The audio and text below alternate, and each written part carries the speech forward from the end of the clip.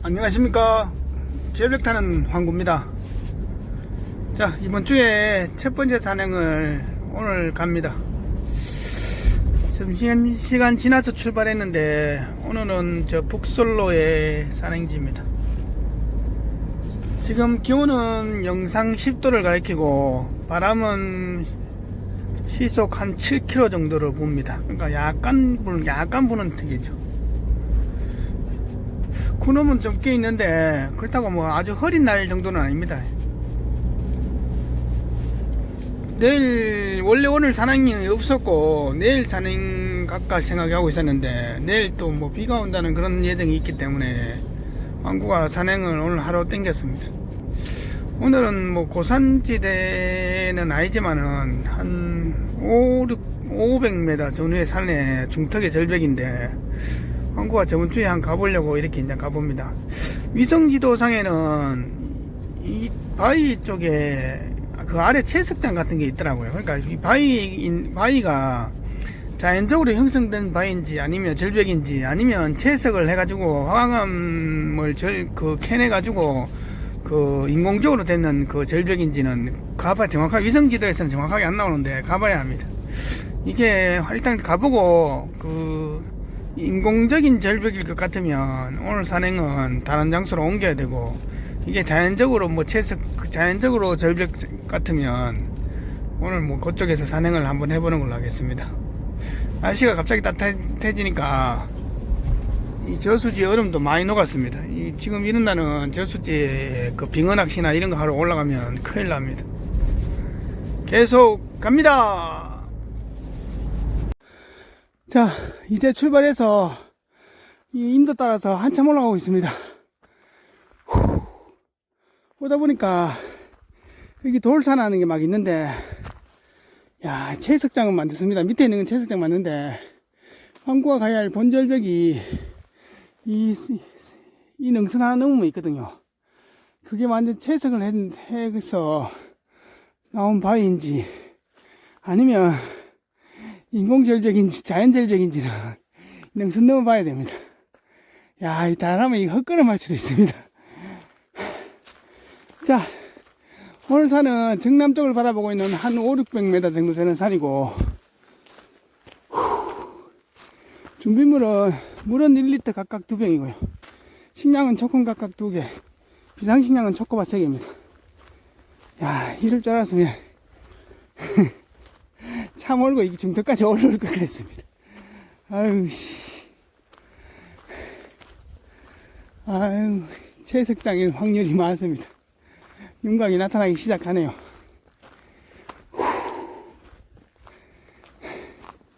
보시죠. 바위하고 이리 보시죠. 채석장 맞죠?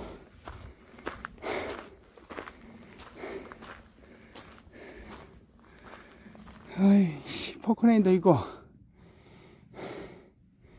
근데 밑에는 채석장이 많은데 저 상층부는 좀 아닌 것 같기도 하고, 일단은 왔는 김에 한번 저 좌측하고 우측하고 한번 살펴보겠습니다. 계속 갑니다. 자, 이 절벽을 살펴보니까 이 아래쪽은 분명히 돌을 캤는 게 채석장이 많습니다. 맞는데 저 상층부 절벽하고 저 좌측 절벽들은 채석한 것이 아니라 천연 절벽이 남아 있거든요. 그러면 저쪽에는 볼만한 자리가 몇 자리 있긴 있습니다.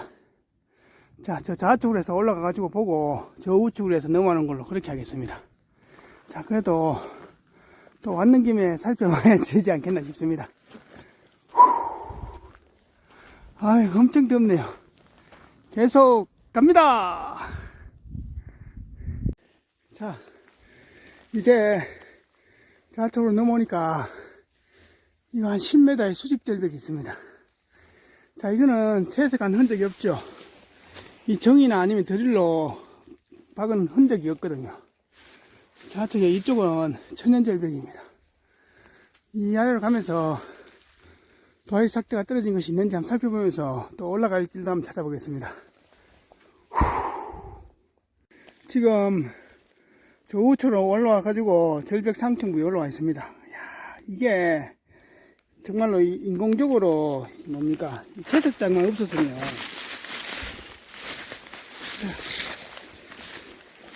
채석장만 없었으면 이것은 꽤 좋은 절벽이거든요. 이 상층부에도 채석한 게 많네요. 저 보니까 저기 새 정 있잖아요. 정. 한 1m씩 2m 되는 정이 새 말뚝이 저 꼽혀 있습니다. 야, 여기도 다 깨가지고 그 바위를 다 짜갈려낸 겁니다. 야, 이게 나 황구가 저 아래에서 봤을 때는 여 위에는 아직 그대로 자연 그대로 남아있다 싶었는데 아닌 것 같네요. 이 자연 그대로 남아있었으면 지금 이런 자리는 상당히 좋은 자리거든요. 일단 왔는 김에 더 살펴보겠습니다. 요 좌측부터 난간이니까 저기는 보고 로프 타고 살펴봐야 될 것 같네요. 일단 저 좌측으로 이동해 봅니다. 자, 이제 완천 상층부 올라왔습니다. 여 아래 화강암 지대하고 여 위에 그 일반 산하고 접쳐 있는 자리인데 여기 바로 밑에가 수직 직벽입니다. 여 위에서 미끄러져도 바로 추락이거든요. 진짜 조심해야 됩니다. 요 올라올 때 요 안에 물길이 있길래 황구가 건너 올라오다가 이 황암 그 절벽에 굉장히 미끄럽거든요. 그래서 저기서 좀 잘못하면 저 아래까지 추락해버리기 때문에 그 가시덤불이 있어도 황구가 이래 보니까 발 디딜 자리가 별로 없겠더라고요. 그래서 이 위로 해서 한 돌아왔습니다. 가시덤불 해치고 오늘 날씨도 덥고 반죽 섭니다. 갑자기 겨울에서 이 뭐 초여름 온 것처럼 그런 느낌입니다. 아유, 자 일단은 왔는 김에 여기 굵은 참나무가 있으니까 여기다가 로프 세팅해서 이 최측상 상층부에 한번 내려가 보겠습니다. 과연 이 아래도 손을 탔는 자리인지 돌을 캐면서 손을 탔는 자리인지 아니면 그 천연 암벽이 남아있는지 일단 내려가 봐야 할 것 같습니다. 한 5분 쉬면서 물 좀 마시고 체력 좀 회복해 가지고 이 로프 타고 한번 내려가 보겠습니다. 저 위에도 바이크 가지고 산한 자리가 있거든요. 야, 이 채석장만 아니면 진짜 이곳이 멋있는 절벽인데 아쉽네요. 이 돌 캐기 전에 와야 되는데 황구가. 근데 이게 돌 캔지도 한참 오래된 것 같습니다. 요즘은 안 캐고 그냥 저 캐나는 것만 이 초라하는 것처럼 그런 느낌입니다. 자, 일단 한 5분 쉬다가 저 절벽 난간으로 한번 내려가 보겠습니다. 자, 이제 저 굵은 참나무에다가 로프를 2겹으로 세팅했습니다. 안전벨트 차고 카라비너랑 팔자강기를 세팅했으니까 이게 저쪽 절벽과 이쪽 절벽의 중간에 물길이거든요. 물길하고 이 사이로 한번 내려가 보겠습니다. 도화지가 있는지 지금부터 한번 내려갑니다. 자, 로프가 저 위에 출발해서 한 15m 내려오니까 이쪽 절벽은 옛날부터 있었던 원래 천연 암벽 같습니다. 경사 자체가 이게 깨진 흔적들이 없잖아요. 그리고 바위에 이 물결 무늬, 물때 같은 게 묻어 있는 거 보니까 그런데 여 아래 보니까 이런 게 있습니다. 자, 이거는 황암을 깨는 그거거든요.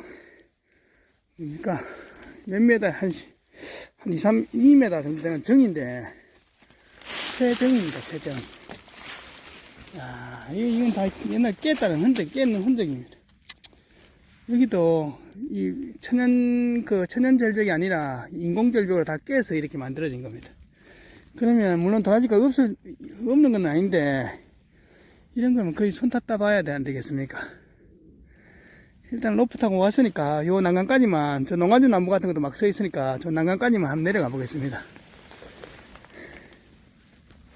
이 말뚝 항구가 이 말뚝 뽑으라고 끄덕끄덕거리는데 암만 땡겨도 안 뽑아집니다. 자, 좀 더 내려가 보겠습니다.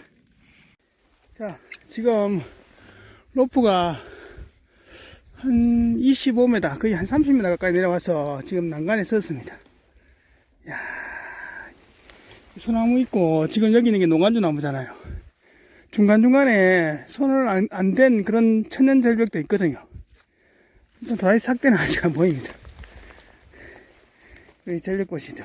여기서부터 저 아래 턱까지는 수직 절벽입니다. 저 안에 중간에 절벽, 만약에 손이 안 타는 이 천연 절벽 같으면 황구가 지금 서 있는 지금 이쪽 난간, 그 다음 여 아래 턱 있는데 여 아래 한 5, 6m 아래 턱, 이쪽의 난간에도 상당히 좋은 자리입니다. 지금 절벽이 1단, 2단으로 되어 있거든요. 간만에 진짜 찌릿찌릿하네요. 야, 이 내려가 보면 안 되면 내려가 보면 일로 모아놓거든요. 일단은 난간은 안 보입니다. 저 우측으로 한번 이동해 보겠습니다. 자, 이제 로프가 저쪽에서 대각선 방향으로 거의 40m 다 내려왔습니다. 지금 이게 보니까 중간중간에 엄청나게 굵은 산나리 같은 거는 꽤 많거든요. 이게 지금 채석장 작업한다고 이 바위 자체가 다 깨쁘고 그래서 그렇지, 옛날에는 엄청난 도라지는 있었을 겁니다. 도라지를 이거 채굴하는 사람들이 캐갔는지 아니면 이걸 암벽을 깔다가 천연적으로 없어져 버렸는지 모르겠지만은, 황구 느낌으로는 분명히 초대물이 들어있었을 만한 그런 자리입니다. 정남 쪽을 바라보고 있는 엄청난 크기의 절벽이거든요. 저 난간 중턱중턱에 도라지 삭대가 있었으면 날려가지고 이 아래로 떨어졌을 것 같은데 아직 보이지는 않네요. 도라지는 없는 것 같습니다. 자, 왔는 김에 보고 여기다가 도라지 씨를 한 20개 심어 놓고 가는 걸로 그렇게 하겠습니다.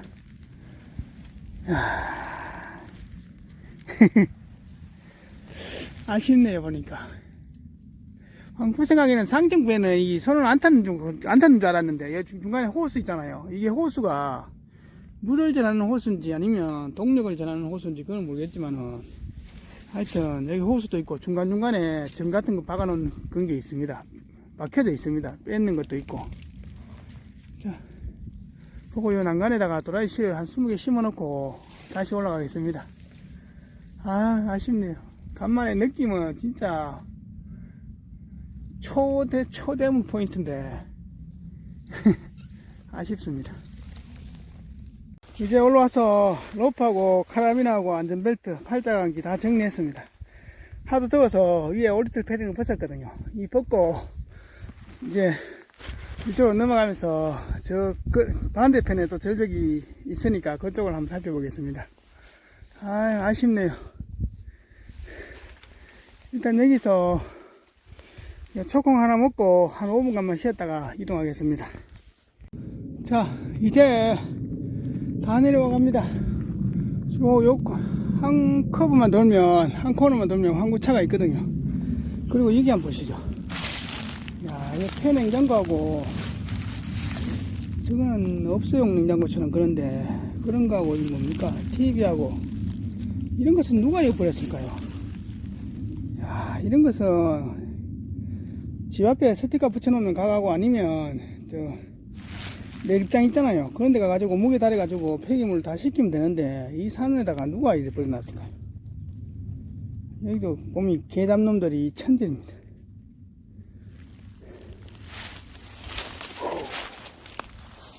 자, 이제 다 내려와 갑니다. 저 앞에 저 황구차가 있습니다. 아유, 기대는 좀 했는데 어쩔 수 없습니다. 자, 이제 하산해서 집에 왔습니다. 와니까 이 도라지가 깔아앉아 있길래 이게 한 일주일 넘게 걸렸을 겁니다. 한 7, 8일, 한 열흘 가까이 걸렸는데 깔아앉길래 황구가 이제 줄매서 이렇게 자리 잡고 모양까지 다 잡았습니다. 처음에 도라지를 가져와서 담궈하면 거의 뜨거든요. 뜨면 시간이 지나면 이 삼투압이 빠지면서 드디어 이제 도라지가 까기 시작합니다. 그때 줄을 매가지고 전체적인 모양과 잔미를 다 잡고 이래가지고 이제 이렇게 잡으면 됩니다.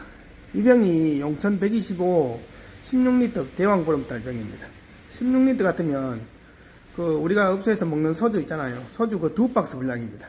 30병짜리 그 2박스인가 그 60병 분량이죠. 야, 엄청나게 멋있습니다. 황구는 처음에 도라지를 담금할 때 이 병에 담금하면 이런 모양이 나올 거라고 아마 예상은 하고 있었습니다. 그런데 참 이거를 소장을 할까 보낼까 참 많이 망설였는데, 물론 가격이 안 맞는 것도 있지만은 그래도 뭐 한편 이래 뽑고 있으니까 보면 볼수록 또 멋있습니다. 참 멋집니다. 도라지가 6년근 인삼보다 더 굵습니다. 우리 집에 3대장이 왔습니다. 자, 이것이 우리 집 3대장입니다. 진짜 멋지네요.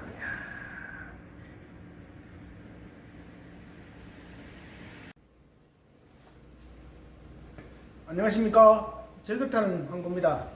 자, 이제 오늘의 총평입니다.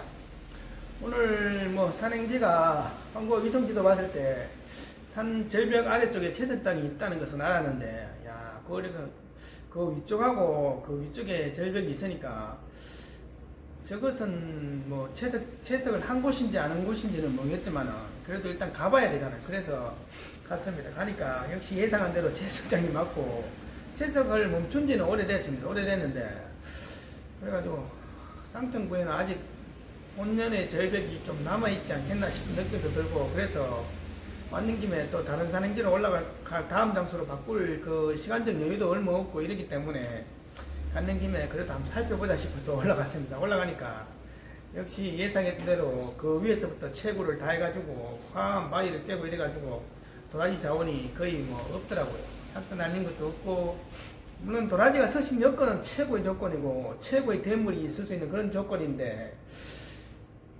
황구가 다른 곳에 채석장도, 얘는 어차피 절벽이 있어야만이 도라지가 있고 도라지가 있는 곳에 황구가 찾아가잖아요. 그러면 그곳에 황구가 몇 군데 채석장을 가본 적이 있습니다. 가보니까 채석 그 화강암을 캔 자리, 본 자리에는 도라지가 없는데, 그 다른 암벽, 그 천연 암벽이 남아 있으면 거기에 또 도라지 자원이 있는 것도 본 적이 있거든요. 그래서 황구는 좀 기대도 좀 했고, 또 초대물이 있을 만한 그런 여건이 꽤 잘 나왔기 때문에 오늘 올라가서 로프 타고 이래 보니까 그래도 뭐 자원은 한 개도 없었습니다. 그래도 갔는 김에 또 그런 자리도 이제 만약에 그 바위를 화강암을 채굴하지 않으면 그것도 이제 그대로 남잖아요. 그러면 그 자리에다가 도라지 심어 놓으면, 지금은 물론 안 되겠지만 또 향후 50년, 100년이 지나면 거기서 또 최강의 도라지가 또 나올 수 있으니까, 그래서 오늘 황구가 한 두 군데 정도 도라지 씨를 또 심어 놨습니다. 그러면 또 자원이 또 보존되지 않겠나 그렇게 생각합니다. 자, 그리고 여러분들이 산행할 때 물론 뭐 등산화도 중요하고 물도 중요하고 식량도 중요하고 배낭도 중요하고 장비도 중요하고 옷도 중요하지만은, 등산에서 가장 중요한 것은 이 세 가지입니다. 첫째, 식량이 가장 중요하고, 둘째는 보급이 중요하고, 셋째는 통신입니다. 등산의 3대 요소라 그러면 식량, 보급, 통신. 전쟁에 군부대에 쓰는 용어인데, 군부대에서는 그 전쟁의 3대 요소도 똑같습니다. 첫 번째, 군사가 움직이려면 그 식량이 있어야 되고, 둘째, 보급이 돼야 되잖아요. 왜냐하면 보급이란 것은 한 군데 가만히 있는 것이 아니라 사람들이 움직이면 계속 그 에너지를 쏘고 또 전쟁을 하게 되면 총탄이나 아니면 이런 것을 물자를 쓰기 때문에 그것을 재공급 받아야만이 계속 그 전쟁을 치르거나 아니면 작전을 치를 수 있잖아요. 그러니까 그것이 보급이고, 그 다음에 통신입니다. 가장 중요한 건 통신이 있어야만이 내가 주어진 환경, 그리고 내가 어느 곳에 있는지, 내 위치나 아니면 내 위험한 상황들, 아니면 그 실시간으로 또 그런 정보들, 그런 것도 다 보고받거나 자료를 받을 수 있잖아요. 그래서 가장 중요한 것이 그 식량과 보급과 통신입니다. 전쟁에서 군부대에서 가장 중요한, 전투에서 가장 중요한 3대 요소가 식량, 보급, 통신이고, 등산의 3대 요소도 식량, 보급, 통신입니다. 한국가 이렇게 얘기하니까 그 사람들이 뭐 산 타는데 무슨 식량이 얼마나 필요하고 보급이 필요하고 통신이 필요하냐 이렇게 얘기하시는 분들도 있는데, 보통 동네 뒷산을 간다 생각하지 마시고 산행을 할 때 보통 뭐 6시간, 8시간 뭐 아니면 지리산이나 월악산 아니면 뭐 설악산, 종주 이런 걸 하면 산행 시간이 보통 10몇 시간씩 아니면 비박으로 1박 2일 돼버리잖아요. 그럼 산행 시간이 굉장히 길어집니다. 그렇기 때문에 길어진 산행을 하게 되면 일단 식량이 있어야 되고, 그 다음에 보급이 있어야 되고, 그 다음에 통신이 분명히 있어야 됩니다.